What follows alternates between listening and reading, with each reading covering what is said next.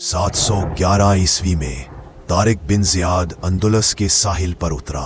12,000 मुसलमान सिपाही एक नामालूम जमीन पर कदम रख रहे थे।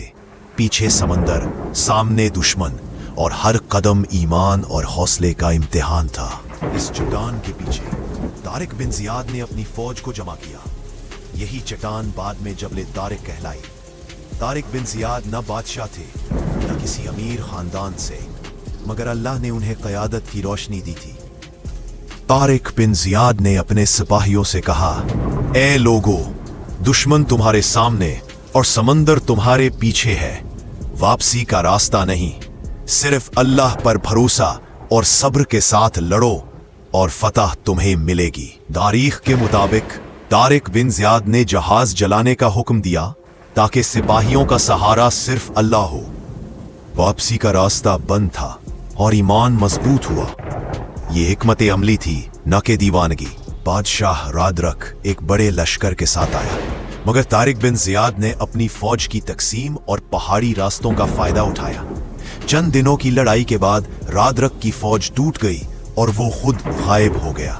12,000 मुसलमान लाखों की फौज पर गालिब आ गए। अंदलुस के दरवाजे मुसलमानों के लिए खुल गए। मुसलमान जुल्म नहीं बल्कि अदल और अमन के साथ आए, और ये सब तारिक बिन जियाद की क़यादत का नतीजा था। मुसलमानों ने अंदलुस की तहजीब को बर्बाद नहीं किया बल्कि उसे रोशन किया।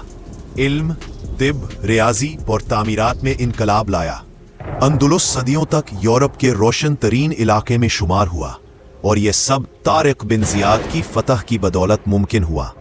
फतह के बावजूद तारिक बिन जियाद आजिज और खाकसार रहे। ना महल ना दौलत, सिर्फ अल्लाह के हुजूर आजिजी।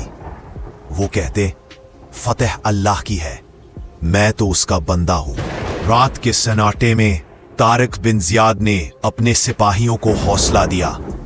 उन्होंने कहा, दुआ करो, अल्लाह पर भरोसा रखो, क्योंकि फतह उन्हीं की होगी जो सब्र और ईमान से लड़े। ये ईमान ही था जो एक नामुमकिन लड़ाई को मुमकिन बनाने वाला था। जब तारिक बिन जियाद की क़यादत में मुसलमान अंदुलस में दाखिल हुए तो उन्होंने जुल्म या जबर के बजाय अदल और इबादत का पैगाम दिया। यहां उन्होंने पहली नमाज पढ़ाई और अंदुलस के लोग देखकर मुतासिर हुए कि इस्लाम अमन और अदल का दीन है। तारिक बिन जियाद हमें ये सबक देते हैं, असल ताकत ईमान, असल कामयाबी अल्लाह पर भरोसा, और असल बहादुरी नामुमकिन को मुमकिन बनाना है। ये थी कहानी तारिक बिन जियाद की, जिसने अंदलस में इल्म और अदल की रोशनी फैलाई।